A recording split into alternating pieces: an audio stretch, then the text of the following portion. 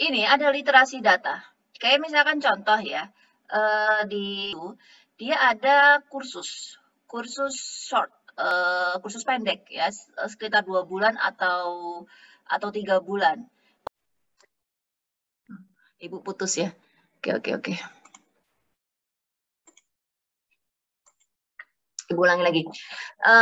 Jadi kalau literasi data, kemampuan untuk membaca, menganalisis, misalkan contoh, ketika Ibu baca di dalam kursus di Universitas Harvard itu di bulan Oktober, dia menawarkan kursus singkat tentang teknologi di dalam pembelajaran.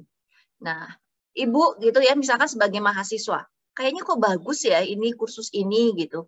Kalau Ibu kan karena untuk mendukung mengajar ya, Ibu mau ikutan itu, tapi karena Ibu pikir pasti akan ngantuk kalau Ibu ikutan kursus itu ya, karena kan ada online-nya, dan online-nya pasti kalau di waktu Indonesia itu dini hari, sedangkan paginya Ibu harus ngajar. Makanya kenapa Ibu cancel. Kayaknya paling enak kalau mahasiswa pas lagi libur tuh. Jadi biar jam 2 pagi Ibu biar bisa ikutan les. Nah, itu kita katakan sebagai hutagogi karena kita merasa penting kegiatan itu, kita merasa butuh, dan Anda bisa mencari literasi data dari yang ada di dalam internet. Mana sih hal-hal yang diperlukan atau dibutuhkan untuk kita di dalam belajar.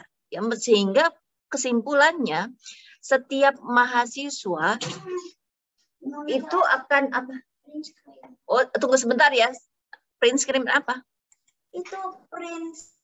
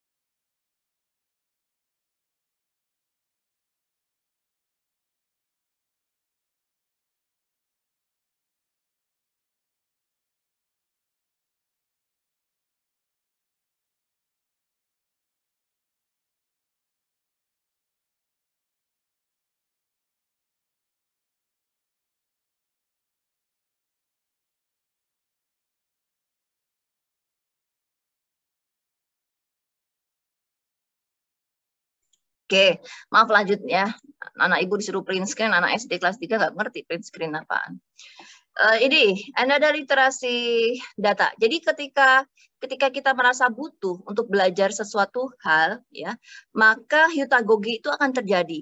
Sehingga yang namanya hutagogi itu harus dilengkapi dengan literasi data, harus tahu literasi teknologi, paling tidak meskipun kita itu tidak perlu untuk membuat, tapi kita bisa menggunakannya ya. Makanya kenapa TIPEK itu sekarang di dalam potensi guru sangat ditekankan.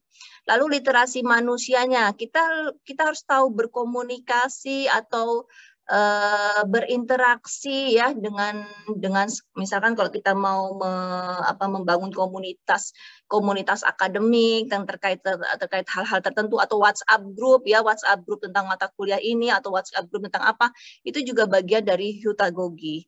Dan kemudian dia ada keterampilan abad 21 yang menumbuhkan HOTS ya, ada pemahaman era industri 4.0 sampai memahami bahwa perkembangan ilmu ini akan semakin berkembang dan akan semakin maju ya, sehingga yang namanya hutagogi itu sangat membutuhkan usaha yang jauh lebih keras ya dibandingkan kalau andragogi.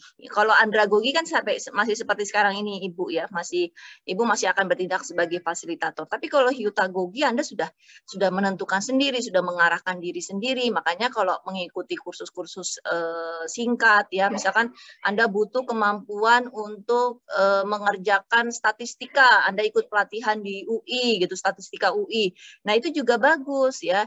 Jadi Anda paham diri Anda sendiri gitu ya. Anda paham mengenal diri Anda sendiri, sehingga yang namanya hutagogi ini adalah realisasi ya, realisasi dari hal-hal yang dianggap penting untuk keberhasilan belajar Anda. Semakin tinggi atau kerucut ini menandakan bahwa level 1 yang bodinya lebih besar ini menunjukkan dia terjadi keterikatan antara peserta didik dengan guru atau pendidik itu jauh lebih besar. Ya, di tahap ini. Di tahap yang kedua, andragogi sudah semakin berkurang. Nah, di hutagogi, kontrol pendidik ini kalau bisa malah menjadi tidak ada nantinya di hutagogi. Karena semuanya otonomi peserta didiknya bertambah. Ya, Ibu kan nggak perlu ini. Misalkan kalian ini ya, ikut kursus sana, ikut pelatihan, atau kalian buat atau join ke komunitas guru-guru ya yang membahas mengenai belajar dan pembelajaran, kan enggak ya, karena sifatnya masih andragogi. Tetapi ketika Anda memutuskan sepertinya butuh nih bahan bacaan tambahan, butuh kita bergabung dalam kursus MOOCs ya. MOOCs itu massively open online courses ya, kursus online secara terbuka. Itu berarti Anda sudah berhasil menentukan pendidikan hutagogi. Nah, selain hutagogi kita juga ada pieragogi dan cybergogi. Karena hutagogi muncul, maka akan ada pieragogi. Pieragogi itu artinya pendidikan secara komunitas ya. Kita di dalamnya itu berdiskusi, lalu menganalisis sesuatu hal, sehingga biasanya paling bagus ini melalui project based learning atau problem based learning ya. Kalau misalkan contoh, Anda membuat blog ya, blog tentang pendidikan di anak usia dini atau pendidikan di guru sekolah dasar. Jadi Anda buat konten-konten pembelajaran di dalamnya. Nah, Anda meletakkan satu forum diskusi tertentu ya. Anda memberikan pertanyaan di dalam blog Anda sehingga itu nanti komunitas yang Anda linkkan dengan blog Anda itu bisa berdiskusi, bersosialisasi di situ. Itu dinamakan sebagai pieragogi. Jadi zaman sekarang itu orang itu sebetulnya kalau belajar itu jauh lebih bagus secara berkelompok dibandingkan secara individu. Kalau hutagogi itu cenderungnya individu ya, karena kita merefleksikan. Makanya kenapa refleksi diri itu menjadi satu kunci utama dari hutagogi itu, refleksi. Refleksi dengan double loop learning. Itu adalah ciri-ciri dari hutagogi. Nah, selain pieragogi, ini juga cybergogi. Nah, pergerakan sekarang ini kan semuanya serba online. Kita kalau nggak ada internet kelimpungan kan, karena semuanya online environment, apapun menjadi online. Internet menjadi kebutuhan utama saat ini, sehingga sekarang sudah tidak bisa lagi orang itu antipati dengan keberadaan teknologi, tetapi orang itu harus mau menerima teknologi itu. Ya.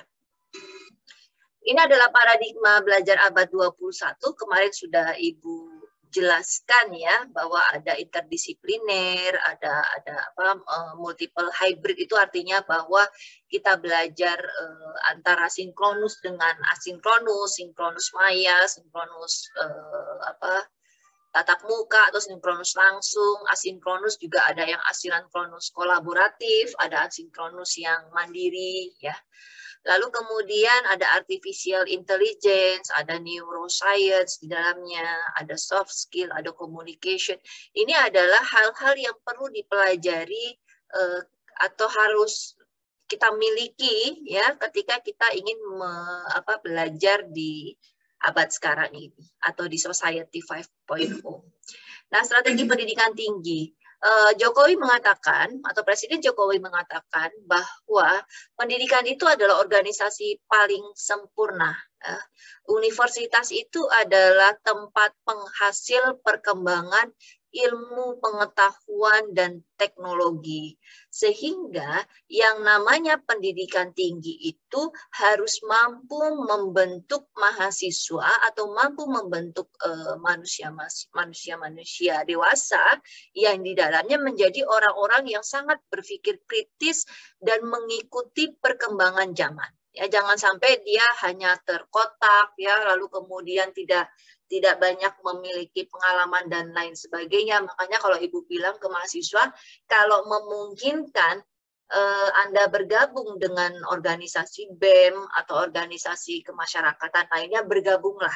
Karena di situ nanti akan mengajarkan kepada kita cara kita berpikir itu jauh lebih divergen kalau seandainya kita masuk ke dalam satu organisasi kemahasiswaan. Ya. Nah ini kalau kita lihat dari ini Ibu ambil dari GII tahun 2020, dari 131 negara Indonesia berada di urutan 85. Dilihat dari daya saing inovasinya, Singapura berada di urutan ke-8, jauh sekali ya sama Indonesia. Indonesia 85, Singapura 8, Malaysia 33, Thailand 44. Itu menandakan bahwa dibandingkan 3 negara lainnya kita cukup sangat jauh tertinggalnya ya. Nah, kalau kita lihat lagi dari data yang Ibu ambil di tahun 2021, data dari Badan Pusat Statistik, ada sebanyak 999.000 sekarang pengangguran sarjana. Jadi lulusan sarjana itu sekarang banyak nganggur ya. Ini ngeri juga nih. Nah, sehingga kalau total pengangguran terbuka itu ada sekitar lebih kurang 8 juta orang dari 139 juta angkatan kerja. Di mana 999.000-nya itu adalah pengangguran di tingkat sarjana, dan ini paling tinggi. Pengangguran tingkat sarjana paling tinggi. Lalu kemudian profesi masa depan ini belum ditemukan juga di US Departemen Tenaga Kerjanya ya, masih belum bisa merumuskan profesi-profesi masa depan seperti apa yang dirumuskan di Amerika Serikat, dan Ibu cari datanya juga nggak ada, data terbaru tahun 2021 masih data tahun 2017. Nah, kalau kita lihat ada sekitar, kalau dilihat dari secara global ya, ada 75 sampai 375 juta tenaga kerja yang kemudian beralih profesi. Kenapa? Karena memang semua yang sekarang tenaga kerja banyak digantikan oleh teknologi digital. Makanya hati-hati nanti kalau Anda kan sudah kecebur ya, dan Anda bagus memilihnya adalah bidang pendidikan. Nanti ketika Anda misalkan adik Anda atau saudara-saudara Anda masih di bangku SMA dan dia mau masuk ke perguruan tinggi, carilah jurusan atau carilah prodi di mana lulusan atau profil lulusannya atau profesi pendidikannya itu atau profesi kerjanya yang tidak akan digantikan oleh teknologi digital. Ya, sekarang kan kita bisa lihat ya, contoh teller bank atau pegawai-pegawai bank atau customer service itu meskipun belum sepenuhnya digantikan oleh teknologi, tetapi sudah mulai mengarah ke situ. Pembukaan rekening itu sekarang sudah bisa menggunakan mobile banking ya. Kita tidak perlu datang langsung ke CS lalu mengisi administrasi melalui tulisan, itu tidak perlu lagi. Atau kita mau menyetorkan uang atau mentransfer uang, kita nggak perlu lagi datang ke teller, kita bisa lakukan di internet banking atau mobile banking ya. Atau kemudian profesi seperti penjaga-penjaga tiket ya, itu juga sudah mulai ini kan, sudah mulai digantikan teknologi digital. Orang pesan tiket bioskop sudah bisa pakai aplikasi, nggak perlu dia datang segala macam kan, datang hanya hanya ngeprint tiket bioskopnya aja. Lalu kemudian pekerjaan apa lagi, penjaga tol segala macam ya, itu sudah mulai tergantikan. Apalagi pabrik-pabrik itu sudah mulai digantikan oleh semuanya sifatnya itu teknologi. Mobil aja sudah mulai ada mobil yang bisa nyetir sendiri istilahnya ya. Nah itu jadi harus dipertimbangkan ketika kita mau memilih satu prodi tertentu atau satu jurusan tertentu, pastikan bahwa profesinya itu tidak akan bisa tergantikan oleh teknologi digital sepenuhnya ya. Pendidikan seperti guru itu sampai saat ini masih akan selalu ada, apalagi kalau dia di tahap pedagogi. Secanggih apapun teknologi nggak akan bisa menggantikan peran guru ya, karena komunikasi sosial atau kecakapan sosial itu nggak bisa digantikan oleh komputer ya, tetap harus ada arahan sama lain. Siapa ini yang bocor? Lalu kemudian 5 elemen penting oleh Kemenristek Dikti, ini adalah inti dari ini ya, persiapan sistem pembelajaran yang lebih tinggi karena memang sekarang ini teknologi itu semakin canggih sehingga mahasiswa harus dibekali oleh big data ya. Kalau di PGSD ada mata kuliah big data kalau nggak salah diajarkan oleh Pak Dudung. Kalau di PAUD sama MP Ibu kurang paham nih. Ada nggak mata kuliah big data itu? Tapi juga ketika teknologi itu semakin maju, dia harus dibarengi dengan literasi teknologinya juga. Literasi informasinya juga harus bagus juga ya. Jangan sampai teknologinya bagus, orang-orangnya semakin bodoh, nggak bisa memilah mana informasi yang bisa dipercaya, mana informasi yang tidak bisa dipercaya. Kita harus berpraduga positif ya kalau terhadap informasi-informasi yang ada.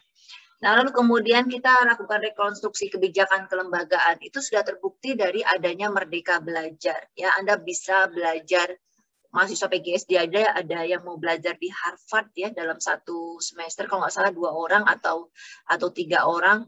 Luar biasa Ibu apresiasi, meskipun mungkin nanti akan ngantuk dia ketika ikut kuliah itu ya, jam 2, jam 3 dia ikut kuliah, nanti paginya dia harus ikut kuliah yang di Indonesia, tapi nggak apa-apa. Ketika ada kesempatan, ambillah kesempatan itu. Kapan lagi bisa merdeka belajar ya?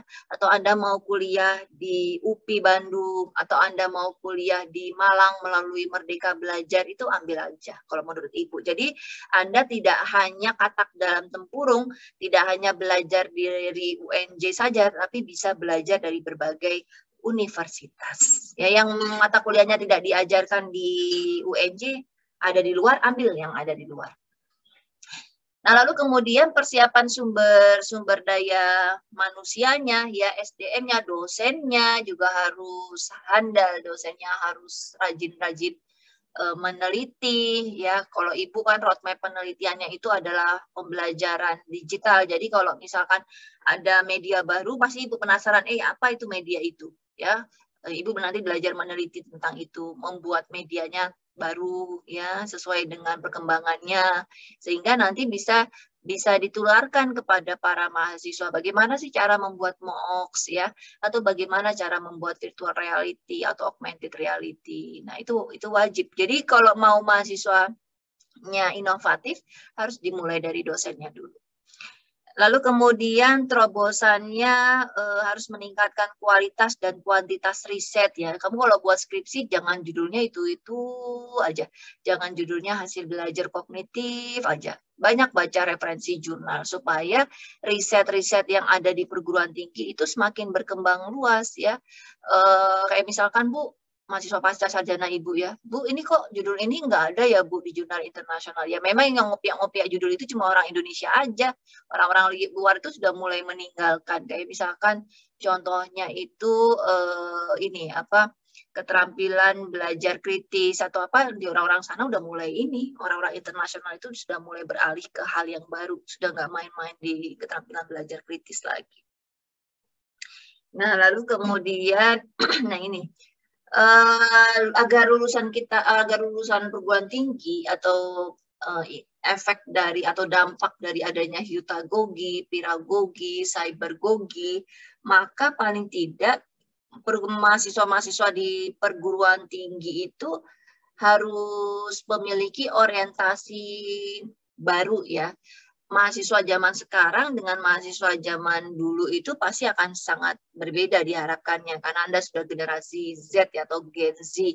Literasi data, literasi teknologi, literasi manusianya akan semakin bagus, karena kita sekarang bisa belajar kapan saja, di mana saja, pada situasi yang bagaimana.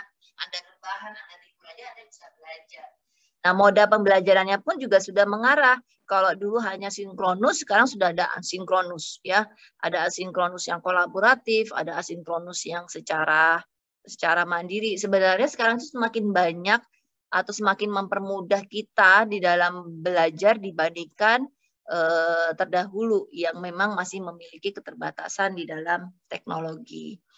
Nah, ini ada sekarang ada reorientasi ya, bahwa ini kalau sebetulnya untuk dosen ya. Jadi dosen sekarang itu dia harus sesuai dengan kebutuhan industri 4.0, memiliki konsep, dan dia harus banyak membaca dan banyak meneliti, dikaitkan dengan penelitian-penelitian dari luar negeri, supaya memang hasanah pengembangan ilmu pengetahuannya juga akan semakin banyak. Ya, Ibu ikut ResearchGate. ResearchGate itu isinya adalah media sosialnya para peneliti yang memiliki bidang ilmu yang sama dengan Ibu ya. Jadi cenderungnya hanya pembelajaran digital. Misalkan pembelajaran digital itu sekarang yang lagi sedang up to date apa sih? Nah, nanti diupload tuh penelitiannya, artikel penelitiannya. Nanti Ibu bisa baca.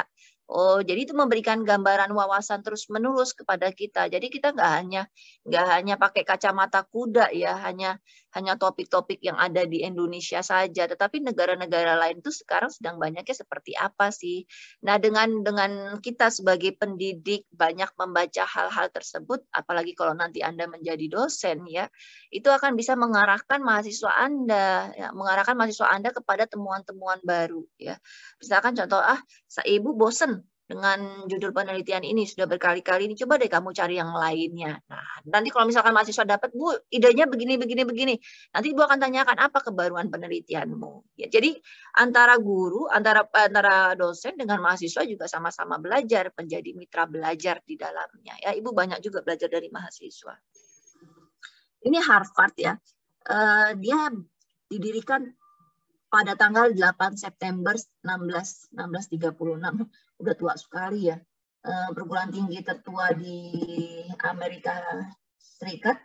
Dan kalau berdasarkan Times Higher Education tahun 2021, Ibu cari peringkatnya, Harvard University itu berada di posisi ketiga peringkat universitas di dunia dengan skor 94,4 ya. UNJ nggak usah ditanyakan berada pada peringkat berapa, kita belajar dari yang ini aja.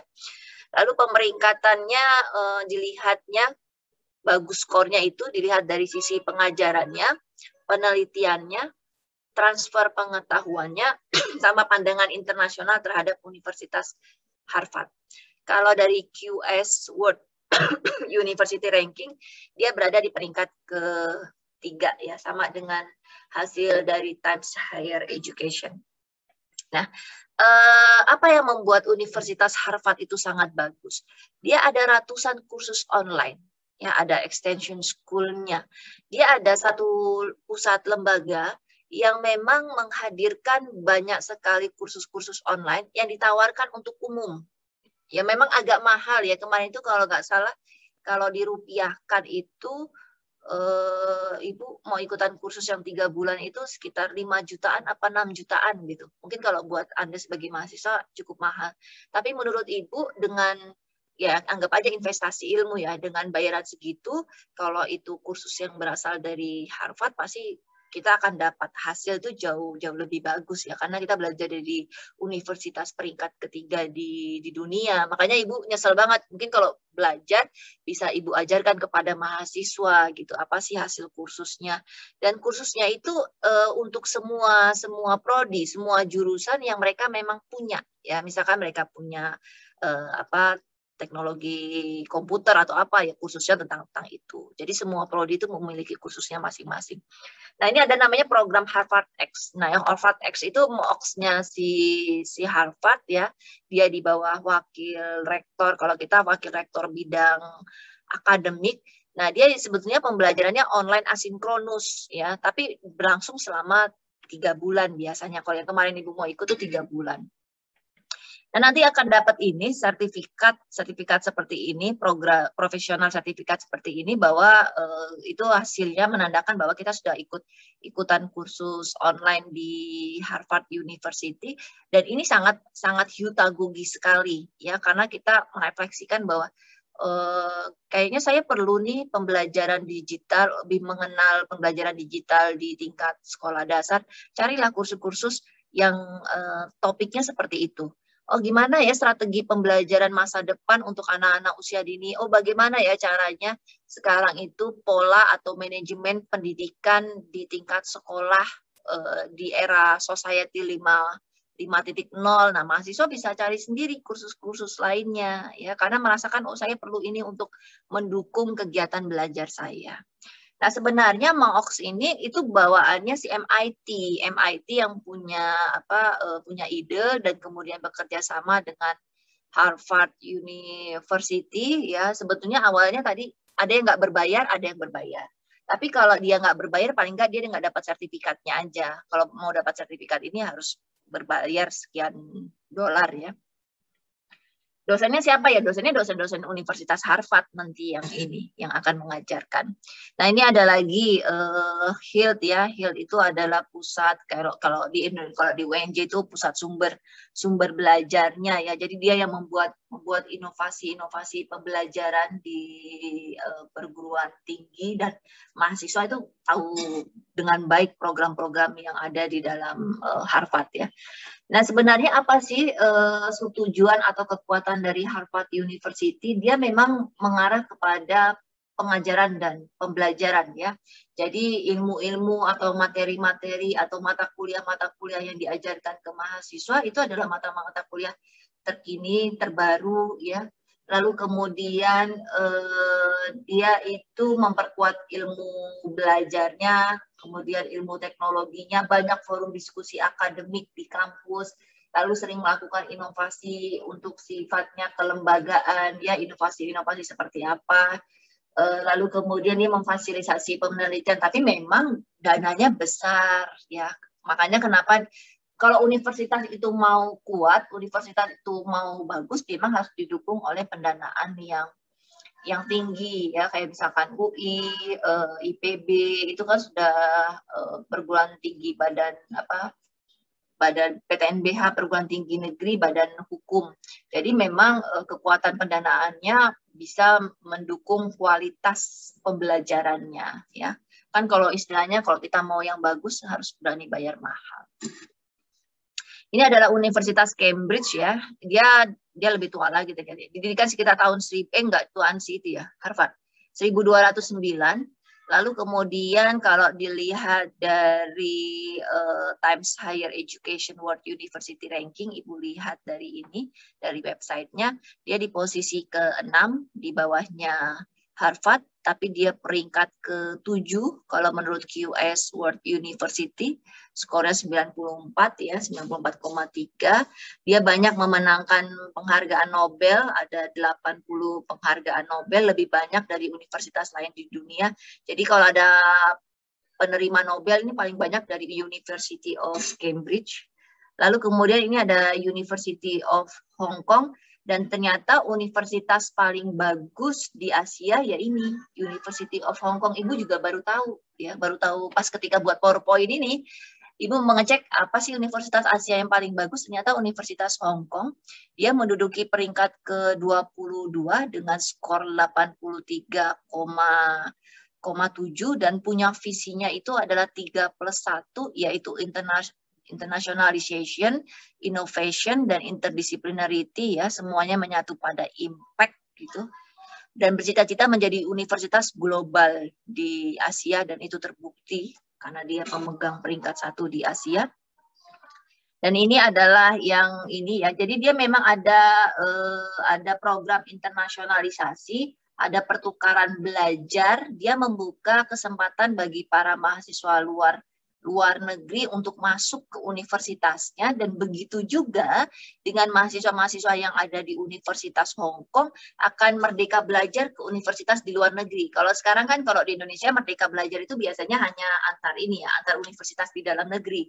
Tapi kalau di Hong Kong universitas merdeka belajarnya sudah dengan universitas-universitas di luar negeri. Lalu dia banyak menciptakan inovasi-inovasi, dan hasil inovasinya itu biasanya dipromosikan supaya orang-orang tuh paham apa sih inovasi yang dilakukan di Universitas Hong Kong ya. Lalu ada interdisipliner juga untuk membangun ide dan ininya. Nah, ini adalah tiga pilar ya yang menjadi kunci kenapa Universitas Hong Kong itu menjadi universitas nomor 1 di Asia. Yang pertama, di kurikulumnya dia diarahkan pada pengalaman belajar sepenuhnya ya. Jadi kalau di sana itu bukan mengerjakan tugas, itu bukan cuma misalkan pertanyaan ini, lalu nanti mahasiswanya menjawab pertanyaan yang diajukan oleh dosen, enggak, tapi memang berjalan. Dosen itu memiliki waktu yang penuh untuk membimbing ya, untuk partner dengan para mahasiswa ya. Misalkan dia bersedia, dosen-dosen itu bersedia membuka kelas di luar dari jam mata kuliahnya ya. Selain dosennya mau, mahasiswanya juga mau gitu ya. Kalau di kita kan tenaga pendidik itu banyak ini ya, banyak berkaitan dengan urusan administratif itu. Jadi kalau nanti Anda jadi guru itu Anda nggak cuma ngajar, tapi ada urusan administratif di mana urusan administratifnya terkadang jauh lebih banyak daripada tugas Anda nanti menjadi seorang guru. Nanti Anda akan merasakan itu sendiri. Lalu kemudian menggabungkan spesialisasi disiplin dan dikaitkan dengan isu-isu terkini serta global ya. Jadi dia nggak hanya terpatok kalau kita PGSD aja enggak ya. Dia bisa berjoin dengan prodi lain. Lalu ada pendekatan inovatif, infrastruktur teknologinya juga diperkuat di Universitas Hong Kong ya. Lalu keragaman siswa dan staf. Jadi di sana itu nggak hanya orang-orang kulit putih saja, nggak hanya orang-orang yang istilahnya dari suku Asia Timur saja yang bisa masuk ke sana. Jadi ada orang-orang kulit putih, hitam juga ada gitu. Jadi siswanya beraneka ragam karena mereka membuka luas kesempatan. Jadi kalau besok kamu mau magister gitu, meskipun misalkan kamu nggak bisa ke Harvard, nggak bisa gitu, coba deh di universitas di Hong Kong. Itu juga sudah sangat baik. Lalu ada kesadaran dan pemberdayaan keragaman ya, jadi sangat menjunjung yang namanya multikultural di Universitas Hong Kong itu. Ada satu dosen di ini ya, di PLB atau pendidikan khusus itu dia ambil IKIP-nya Hong Kong juga ada, tapi bahasanya bukan, Ibu lupa nama universitasnya apa ya, dia peringkat 10 apa peringkat 15 di kawasan Asia ya. Kalau soal kuliah di Hong Kong itu tidak terlalu mahal. Yang mahal itu biaya tinggalnya ya. Jadi beliau cerita ngekos itu 1 bulan 2.500.000, tapi ini kamarnya itu cuma muat badan, jadi badan sama tempat tidur aja. Jadi kalau sholat itu kasurnya harus didiriin baru bisa dia sholat. Kalau nggak begitu nggak bisa. Berarti kan kita bayangkan kecil sekali ya. Karena memang kan di Hong Kong itu ruangan terbatas ya, lahan itu terbatas, sehingga memang pasti orang-orang cenderungnya ke atas gitu rumah-rumahnya atau seperti apartemen dan sebagainya. Biaya makan masih terjangkau lah, 50.000 sekali makan dibandingkan kalau kita ke Jepang ataupun ke Eropa ya, jauh lebih mahal. Jadi memang kalau kita memutuskan mau sekolah di Hong Kong atau di Universitas Hong Kong, pasti kan biayanya ada, biaya hidupnya ada. Dan kalau bisa dapat beasiswa aja gitu ya, jadi jangan biaya sendiri. Nah, lalu kemudian ini jadi dia membuka promosi supaya orang-orang bisa kuliah di tempatnya. Lalu kemudian dia memanfaatkan inovasi e-learning ya.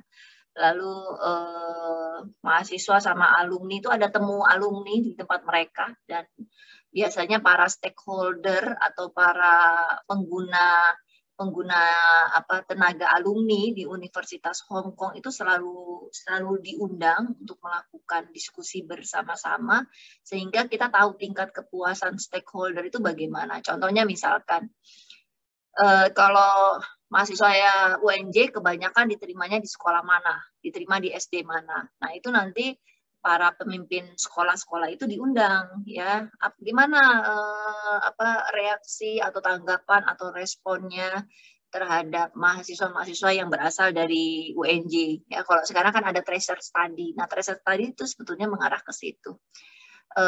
Berapa gaji yang diterima mahasiswa UNJ ketika dia memperoleh pekerjaan ya, atau ketika dia lulus menjadi alumni, dia bekerja, gaji pertamanya itu berapa. Nah, itu tercatat itu sampai di situ ya, tracer study itu.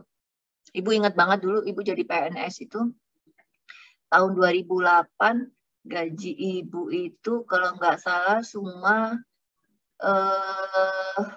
850.000 apa 1.100.000 gitu ya. Kecil benar ya tahun itu ya. Lalu kemudian dia ada ini program-program pembelajaran di luar kampus juga. Lalu kemudian, tapi memang ruang kelasnya juga beda ya, Universitas Hong Kong itu. Ruang kelasnya sangat bagus, perpustakaan luar biasa. Nah, di perpustakaan di Hong Kong ini dia 24 jam. Ada perpustakaan kota. Jadi seringkali dosen PLB ini yang ibu kenal, kawan ibu, dia tidur di perpustakaan nggak apa-apa, ya nggak boleh bawa makanan minuman nggak boleh ke dalam, tapi boleh tidur. Disediakan sofa tidur, jadi kalau habis baca lalu ngantuk dia tidur di situ, nanti dia baca lagi, dan itu tidak dilarang. Memang dibuat senyaman mungkin perpustakaan yang ada di negara Hong Kong itu, supaya orang-orang atau mahasiswa-mahasiswa itu senang membaca, ya nggak merasa kaku. Kalau di tempat kita kan perpustakaan nggak 24 jam ya kalau di Indonesia. Lalu kemudian juga kita nggak bisa lesehan segala macam, kan harus duduk rapi, duduk enak gitu ya. Paling enak kan kalau baca buku itu sembari rebahan ya. Itu favorit ibu banget tuh. Nah, lalu kemudian ada ini, dia membuat beberapa pelayanan untuk masyarakat ya, terutama bagi mahasiswa-mahasiswa yang berasal dari luar negeri. Dia juga melakukan kolaborasi dengan masyarakat. Lalu kemudian, ibu kok bikinnya banyak banget ini ya. Ini ada kemitraan publik swasta, kemitraan dengan para industri ya. Jadi biasanya ada kerjasama antara industri dengan universitas dan dia melakukan riset kolaborasi. Dan itu juga terjadi di UNJ. UNJ sudah melakukan kerjasama dengan institusi dalam negeri, luar negeri, berkaitan dengan penelitian, ya, berkaitan dengan pertukaran pelajar juga kita ada. Lalu ini berkolaborasi dengan perusahaan swasta, technopreneurship ini kayaknya belum di UNJ. Technopreneurship ini belum ada. Ini adalah tema-tema penelitiannya. Dia ada mendapatkan pendanaan yang luar biasa banyak ya.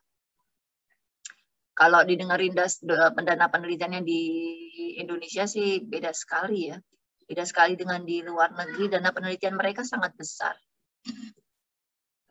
Lalu kemudian ini nggak terlalu inilah ini. Nah, ini ada NUS, National University of Singapore ya. Dia didirikan pada tahun 1905. Tadinya awalnya sebagai sekolah kedokteran. Dia berada di peringkat 11 dengan skor 91,5 kalau menurut QS. Dia memiliki strategi 5 hal.